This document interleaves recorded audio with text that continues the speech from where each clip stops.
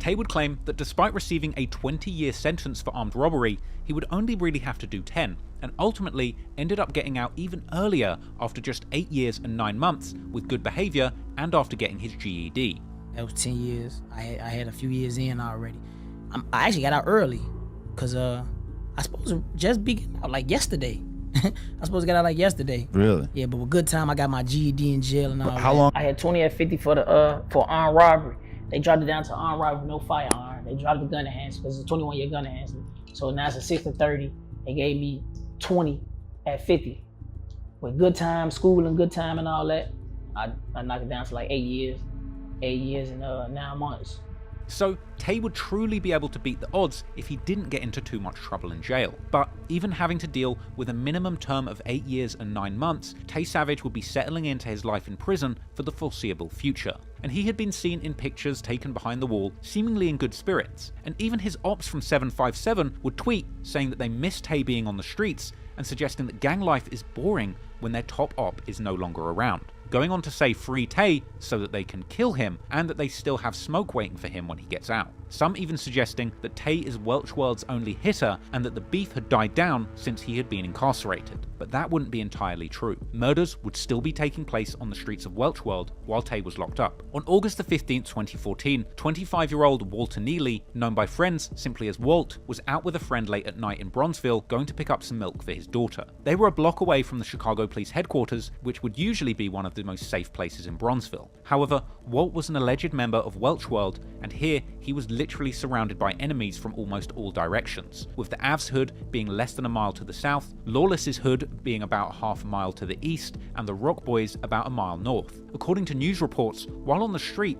someone would approach Walt and his friend on foot and begin shooting at them. According to Walt's family, at this point Walt had told his friend to run, while Walt himself seemingly stayed in place, ready to take on the attacker. Unfortunately, sometime later, Walt would be found by the police with a shot to his abdomen. According to the medical examiner, Walt would be pronounced dead about half an hour later in the hospital, but according to his mother, he was already dead on the scene. Afterwards, Welch World members and affiliates would once again pay their tributes on social media. Meanwhile, Walt's family would tell the newspapers how Walt had had a criminal past, but he had since turned his life around and was passionate about drawing art. However, clearly, for the enemies of Welch World, Walt was still very much an active member, and there wasn't a shortage of 757 members dissing him after his death. And as soon as the news was out, 757 members were claiming to be smoking Walt and Welch, with some asking if the W that Welch World members were rocking is for Welch or for Walt now, and mocking them, saying that it certainly doesn't stand for winning given how they were taking losses in the streets. While others were simply implying that they were gathering W's, both literally and figuratively. Some even posted vines saying that they were smoking on Walt. There would also be insinuations that Walt had perhaps been dissing Cess and had even come to his ops hood looking for trouble, like Welsh had allegedly done before his death, with his ops comparing the two on Twitter and saying that they went out the same way. These tweets are certainly making 757 look responsible, but despite the close proximity of the murder scene to the police headquarters, it at first seemed like there were no suspects, with posters asking for tips being placed around the neighborhood. However, about a month later, the news would report that 2 teens had been arrested and charged with the murder. Ironically, like Cess and Neef, another boy-girl duo of shooters. These teens were Kenneth Brown and Dreana Grooms, both only 16. Kenneth was known in the streets as Snoop and lived in the Avs neighborhood, not to be confused with the other Snoop from Lawless, who was killed in 2013, and Dre, who lived in the Rock Boys' Dearborn Homes projects. After these charges, 757 members would post again, lamenting the arrest of these young gunslingers from their block, even accusing people of snitching, and continuing to diss Walt. Dre and Snoop would seemingly remain locked up while fighting their charges until almost 3 years later in 2017.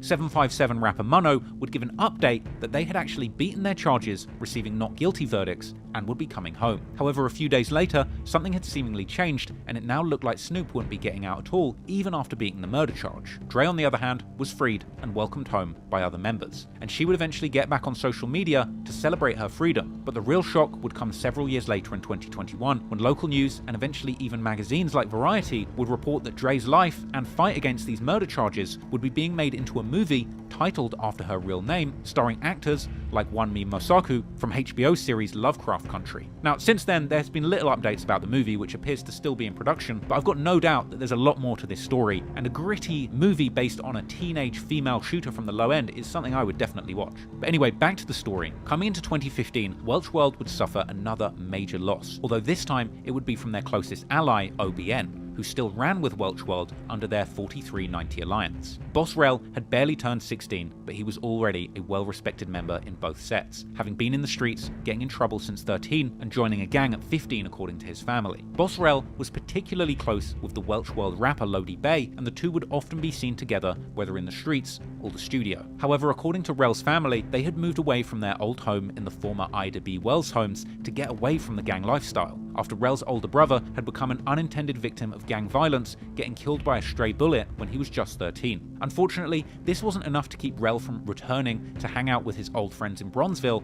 which would eventually lead to his death. On the night of the 12th of January 2015, Boss Rel, real name Terrell Campbell, was walking on the OBN's main street, 39th, also known as Pershing Road, when he was reportedly approached by two males who would open fire, hitting Rel several times. He was transported to hospital, but would eventually pass away from his injuries. Later, during his memorial, Rel's mother would reportedly struggle to come to terms with the image that the police had painted of her son, claiming that he was actually a hardened gangster who had been terrorizing the neighborhood for years with his friends despite his young age. And unfortunately, the terror suffered by Chicago neighborhoods was only going to increase moving towards 2016, as the murder rate began to rise sharply. 5 months later, in June of 2015, the 757 side would experience a loss that would have a huge impact on them, losing another loved member before they would even see adulthood too. Sono was another young but well-respected member who had been part of the Rock Boys for years, despite being only 17. Sono could often be seen dissing Welch by dropping the W hand sign, and he was seemingly very close with many members of the AV. Later, some Redditors have also claimed that it was actually Sono who killed Boss Rel, as well as having killed another member of Welch World. In the summer of 2015, violence was rising in the city of Chicago once again, and in the early morning hours of Saturday the 6th of June, Sono and his 757 friends were out at a party in the Bridgeport neighborhood close to their Dearborn Homes stomping grounds. However, after they left the party around 2 a.m., an SUV reportedly pulled up next to their car and let off shots. They would drive away for a short moment before two males exited the vehicle wounded. The police would find Sono, real name Richard Edwards, unresponsive after being hit by a bullet in the armpit. Sono would die at the scene, and his lifeless body would be left covered with a white blanket until detectives could finish their investigation, leaving his mother, who had arrived at the scene, devastated and unable to hold her son. And video of the absolutely devastating scene as Sono's mother is being held back was captured and posted on Twitter by a news journalist. Let me go! Let me go, Daddy! Let me go! Let me go, Daddy! Let me go! Let me go! Let me get him! Get me up! Get me up! No, Daddy! No! No! The loss of Sono hit 757 hard, and already later that morning, rapper Mono would tweet a tribute to his friend, vowing revenge, and others would follow, even reminiscing of a time when they had slid through their ops hood, including Welch World. And seemingly only a few days after Sono's death, they had renamed their hood Sunnyside in his honor, a name that many of the Rock Boys would primarily represent for years to come. By 2016, the violence had truly erupted in Chicago. Whether the rise and popularity of drill music was influencing the violence is a question that academics continues to research for years to come. But what we do know for sure is that in 2016, Welch World would lose yet another member, and this time it would be one of their only rappers, Lodi Bay. Lodi had been dropping songs and music videos for years at this point, all the way from 2011 when he was just a kid, although he was seemingly never fully committed to just rapping, usually dropping a few music videos each year, such as the music videos for the track Soldier with Boss Rel, and for the track Off Top Freestyle in 2014, the Welch World and OBN anthem Wit the Gang, as well as the now ominous I'ma Die This Way in 2016. All of these songs typically included many disses aimed towards the ops of Welch World, particularly the sets in 757. The deadly year of 2016 was almost over,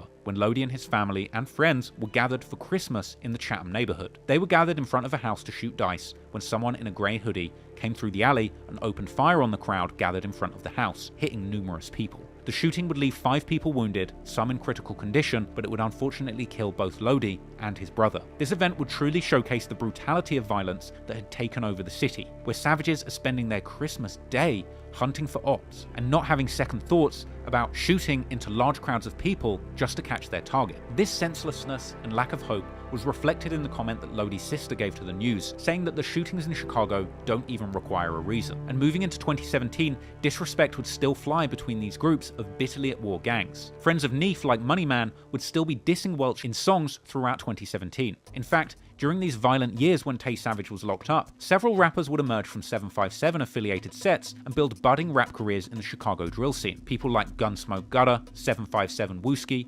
757 Mono, and 757 BA, just to name a few. But it wasn't just 757 going hard against Welch World in music, as even 051 Young Money, the other set that had a long-standing beef with Welch World, would use their music to disrespect Welch, with Driller's infamous Chicago anthem, 51 Dead Ops, featured a lyric where he wants his ops don't get welched. However, no matter how treacherous the beef between them and their rivals got in the music or the streets, Welch World's biggest target and threat, Tay Savage, would remain behind bars and unable to influence things on the streets during these years. But Tay's beefs wouldn't just be active on the outside, because inside jail, despite being on his best behavior in the hopes to get an early release, Tay would still be getting into fights, with a minute-long scuffle later surfacing online in a jailhouse surveillance video that showed 2 people fighting on the upper deck, and fans would even see post-fight analysis from Tay and the man he was fighting in the form of jailhouse interviews on camera. Mr. Timberlake, yeah. What happened upstairs?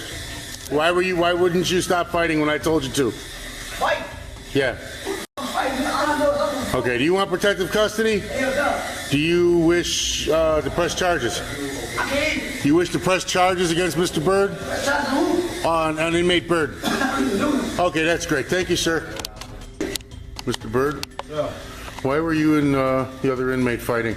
We playing, huh? Just playing, you weren't fighting? No. Why didn't you separate when I gave you loud verbal orders to separate?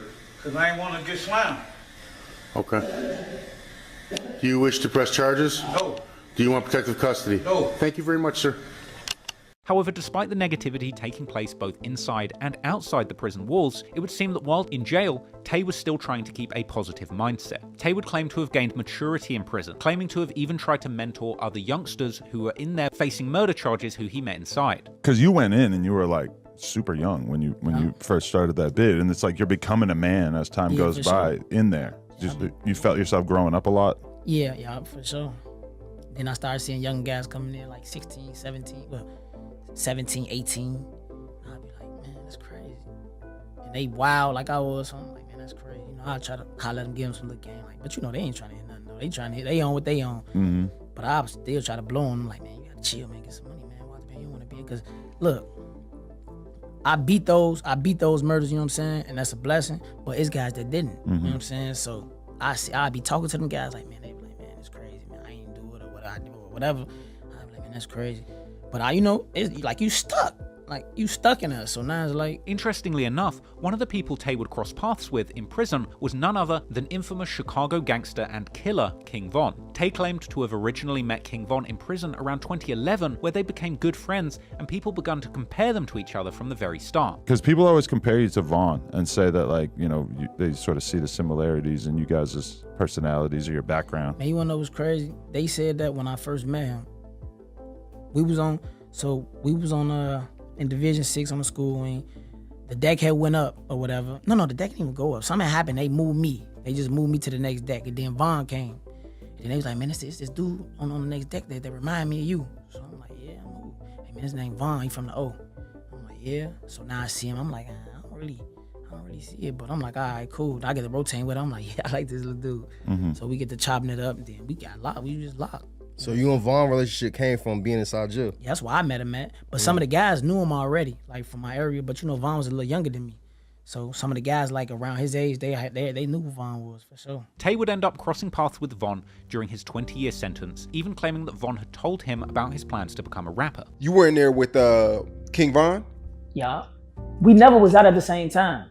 But we always be like exchanging words, or I get out here, you know what I'm saying? But we always keep in communication. And he gets out and blow up. He said he's gonna do it though. He said that? Yeah. He said he's gonna do it. Raps was weak as hell when he first came out. In jail, weak as hell. He's finished it on the gallery. I'm like, bro, is you for real? Yeah. Oh, watch this.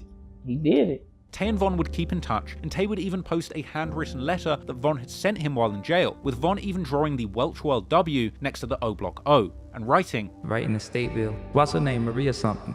When the Marco come back to the county, on some real shit, Tay, whenever I touch and I come up and get right, I'll make sure you and every like us straight. Oh no, it's only a few. And you better go ahead and start working out, because I can merch it. I'll beat your ass. I've been whooping and I'm cocky now. I'll knock you flat out. You my boy though, so I ain't even on that. But I love you, broski. Keep your head up, because these be quick to try to snake you. Free the real. Loyalty is everything. Loose lips sink ships from a stretch gang. AKA El Chopper, AKA Von Savage, AKA King Von from the... Ultimately, as the years went past, Tay would get closer and closer to his release date, with mugshots and prison pictures surfacing in each year leading up to his release. In April 2020, Welch World members post that Tay is coming home soon, and his May 2021 mugshot would be the final image of Tay to release before the man himself. Meanwhile, outside in the streets of Chicago, the violence was showing no signs of slowing down, making 2021 the deadliest year in Chicago since the mid-90s. This would also be felt in the low end, where the situation was indeed starting to resemble a 90s gang war. And one of the parties particularly taking a lot of losses was 757. In February 2021, they would suffer an enormous loss when one of their most loved and respected members, and one of their first major rappers, Gunsmoke Gutter, real name Keontae Gregory Mollett, would be gunned down in the Grand Crossing neighborhood. The loss of Gutter hit 757 hard, and in the years to come, they have often mentioned him in their music, usually making it clear that they don't play about his name at all. But then, only a month later, another major tragedy would strike, when another key player in 757 would lose his life in a crash-out mission by his ops that was so brazen that it would baffle even the most devoted followers of Chicago drill culture, who at this point had gotten used to pretty much anything. A member called Big Folks, real named Jawan Davis, was standing in line at a driver's license facility in the middle of the day when two men would approach him and start shooting, hitting him several times, which would eventually lead to his death after he was rushed to hospital. Meanwhile, the two assailants would escape in a getaway car, but would later ditch that car, attempting to carjack a Tesla, only to find themselves unable to figure out how to start it. The two men were soon arrested, and they would be identified as Matthew Givens and Cortez Hudson, who were better known in the streets as Lil Matt from OBN and Cortez from MTG 039. To a crime alert now, 2 people have been charged in connection to a fatal shooting outside a driver's license facility in suburban Chicago. Matthew Givens of Lansing and Cortez Hudson of Oak Park were both denied bail. The men are charged with first-degree murder in the death of 21-year-old Juan Davis. Prosecutors say that Givens and Lansing were members of a street gang who targeted Davis because he was a member of a rival gang. Their actions that day became even more absurd when it was revealed that Cortez's 6-year-old little brother was in the car with them when they arrived at the scene of the murder. The loss of Big Folks and Gutter were a heavy burden to carry for 757, but unfortunately, they weren't the only ones who lost their lives in 2021. But eventually, 2022 would roll around, and finally, Tay Savage the Bully would be released back onto the streets of Welch World. And it wouldn't take him long to realize that with his reputation in the streets, in the modern era of gangster rap and drill music, his backstory would be irresistible to fans of violent drill music, and he would begin his transformation from trigger-happy Tay to Tay Savage, the rap star.